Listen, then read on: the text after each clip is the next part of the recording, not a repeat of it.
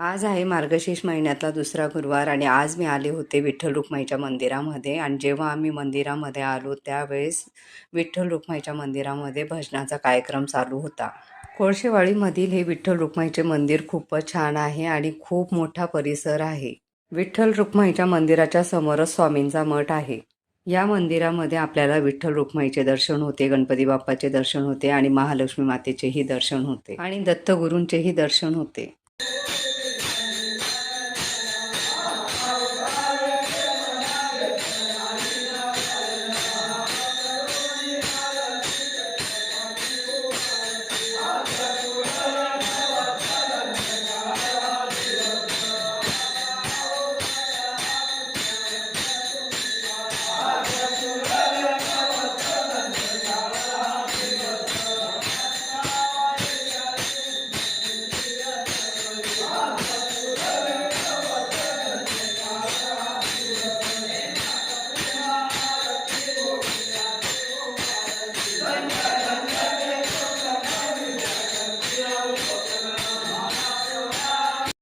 भजनाचा कार्यक्रम खूपच छान झालेला होता आणि भजन संपल्यानंतर आता आरतीला सुरुवात होणार होती म्हणून आम्ही आरतीसाठीही थांबलो होतो।